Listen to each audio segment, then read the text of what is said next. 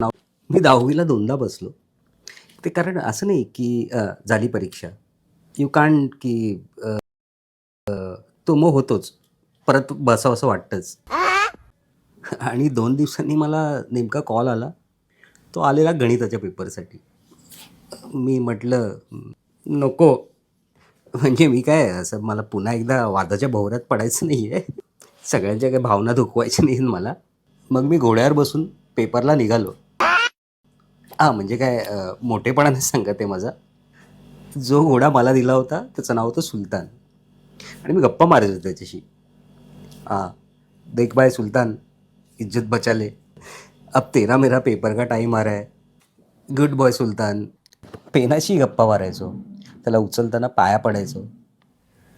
आता आपला पेपर सुरू होणार आहे. आपण दोघे उत्तम काम करतोय. छान होतंय. आणि एकदा काय झालं, मला लक्ष्मण सरांचा फोन आला, की पेपरला ये. मी म्हटलं, "सर मेरा तो पेपर नहीं है आज." ते म्हणाले, "तू आ जा." मग मी गेलो शाळेत. मग मी पेपर लिहित बसलो.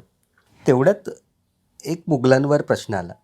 पूर्ण पेपरभर मी एकाही मुघलांच्या प्रश्नावर उत्तर दिलंच नाही. मग मी उठलो. सरांना पेपर दिला. म्हटलं, "सर मी निघतो." त्यावेळेला सरांचे असिस्टंट होते जतीन म्हणून. ते मला म्हणाले, "संत्या." "हं, हं." मी बघितलं अक्षय खन्ना पेपर लिहित होते. मी त्यांचं म्हणणं होतं की अक्षय खन्नाचं कॉपी कर आणि लिही. मी बघितलं नाही तिथे. तर मी बघूच नाही शकत.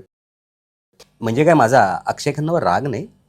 उत्तम पेपर लिहिला त्या माणसाने. पण माहीत नाही. मला नाही कॉपी करावं असं वाटलं त्यांचा पेपर. मग सर म्हणाले, बघितलं तर महागुरू बसलेले तिकडे. महागुरू पण पेपर लिहित होते.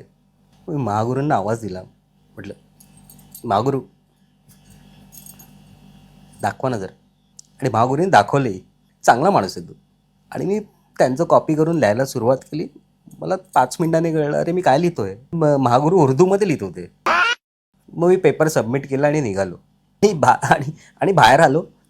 तेवढ्यात मागून विकी आला. म्हटलं, "अरे तू का आला?" म्हटलं, "सर आज उत्तम पेपर लिहितोय. ग्लोबल विद्यार्थी आहे. हा का पेपर सोडून आला बाहेर?" सर म्हणाले, "अरे त्याला करमत नाही ना तुझ्याशिवाय." मग विकी म्हणाला, "अब भी अच्छा लग रहा है, अब भी अच्छा लग रहा है." ओ लाल मेरी ओ लाल